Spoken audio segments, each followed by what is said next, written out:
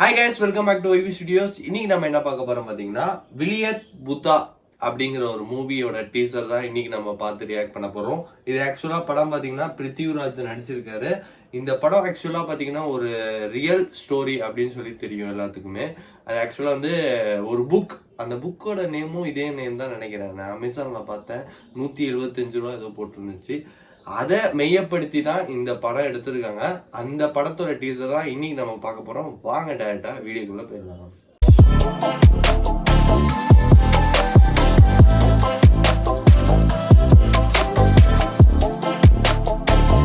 Start. ஆமா sir, யார் அந்த டபுள்? அவன் பேர் மோகன். டபுள் எல்லாரும் கூப்பிடுவாங்க. டபுள் மோகன். அவன் தான் மெயின் ஏஜென்ட். அவன் மூலமா தான் இங்க நிறைய வியாபாரம் நடக்குது. குட்டி Veerappan.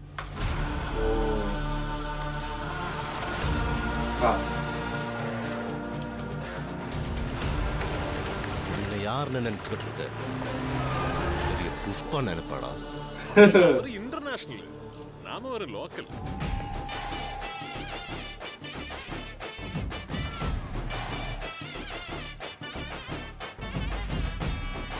Based on best selling Malayalam novel. அவன் இங்க வந்து நம்ம கூடிய கடக்க சொல்லு.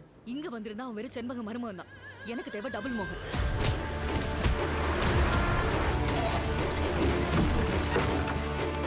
மறையூர்ல இன்னும் சந்தன மரம் இருக்குல்ல, அதே மறையூர்ல தான் மோகன் இருக்கா.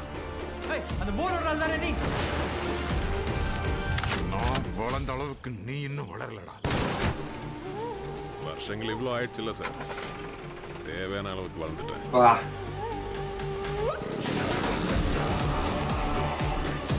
ஓ, ஆசன் கிளாஸா இருக்கு. ஓ,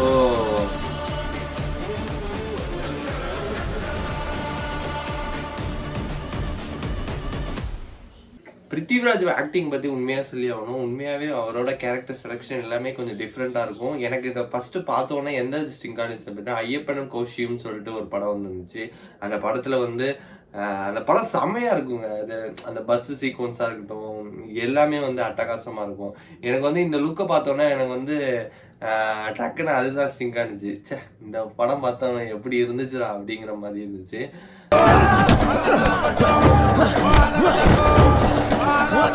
அதே வரிசையில் பார்த்தீங்கன்னா இந்த இதுவும் ஒரு டிஃப்ரெண்ட் ஆக்டிங் கொண்டு வந்திருக்காரு. பிருத்திவிராஜோட ஆக்டிங்ல எப்போ ரிலீஸ் சொல்லியிருக்காங்க? செப்டம்பர்ல ரிலீஸ் சொல்லியிருந்தாங்க. இது ஆக்சுவலா பாத்தீங்கன்னா ஒரு ஹை செல்லிங்கான ஒரு நாவலை பத்தி, நாவல் பேஸ் பண்ணி எடுத்திருக்காங்க இந்த படம். இந்த படத்தை வந்து ஆக்சுவலா நான் வந்து சர்ச் பண்ணி பார்த்ததுல என்னன்னா, ஒரு ரிட்டையர் ஆன ஒரு வாத்தியார், அவங்களுக்கு கீழே ஒரு ஸ்டூடெண்டாக இருந்தால் அந்த ஸ்டூடெண்ட் பையன் பார்த்தீங்கன்னா அவன் தான் வந்து பிருத்திவிராஜ். அவன் பார்த்தீங்கன்னா டபுள் மோகன் அப்படிங்கிற மாதிரி ஒரு பேர் வந்திருக்கும். அதே பேர் தான் இதுலேயும் மெயின்டைன் பண்ணியிருக்காங்க. ஒரு சில நாவல்லாம் பார்த்தீங்கன்னா அதே தான் எடுப்பாங்க, ஆனால் பேர் மட்டும் டிஃப்ரெண்ட்டாக எடுப்பாங்க. ஆனால் இதில் அதே தான் ஃபாலோ பண்ணியிருக்காங்க. அந்த ரிட்டையர் ஆன வாத்தியார் வீட்டில் வந்து சந்தன மரங்கள்லாம் வளர்த்துருப்பாரு. அது பார்த்தீங்கன்னா இவன் வந்து டபுள் மோகன்கிறவன் வந்து ஸ்கூல்ல வந்து பாதியில நிப்பாட்டிட்டு இவன் வந்து ஃபுல் ஸ்மக்லர் ஆரம்பிச்சிருவான். இவன் ரெண்டு பேருக்கு நடுவுல ஈகோ கிளாஷ் அப்படிங்கிற ஒரு வாக்குவாதம் அப்படியே ரிலேட்டட் தான் கதை கொண்டு போயிருப்பாங்க. நீங்க கதையை பாக்குறப்ப பாத்தீங்கன்னா நல்லா இருக்கும். இப்ப நான் சொன்னதே பாத்தீங்கன்னா இதுதான் எக்ஸாக்ட் அப்படின்னு சொல்லல, நான் வந்து பார்த்த புரிஞ்சதை வந்து உங்கள்கிட்ட சொல்லியிருக்கேன். இதுதான் பாதி. இதுக்கப்புறமா மீதி வந்து படத்தை வந்து பார்த்து என்ஜாய் பண்ணலாம்.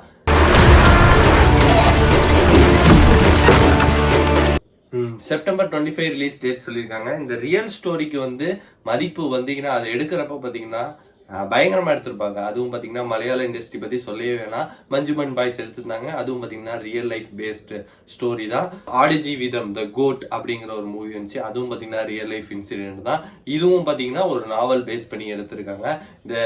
அதாவது ரியல் பேஸ்டு ஸ்டோரி எல்லாமே பார்த்தீங்கன்னா ஹிட்டு தான் அடிக்கும். அது வந்து மாலிவுட் ஸ்கைல கிடைக்கிறப்ப பார்த்தீங்கன்னா சும்மா விடுவாங்களா? இதோட பட்ஜெட் எவ்வளவா இருக்குங்கிறது தெரியல. இது வந்து இந்த மூவியோட பட்ஜெட் பாத்தீங்கன்னா 150 to 175 சொல்லி போடுறாங்க.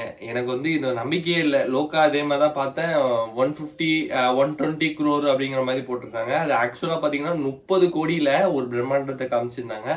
இதை வந்து நான் நம்ப போறது இல்லை. ஏன்னா வந்து 150 to 175 கோடி அப்படிங்கிற மாதிரி பட்ஜெட் சொல்லியிருக்காங்க.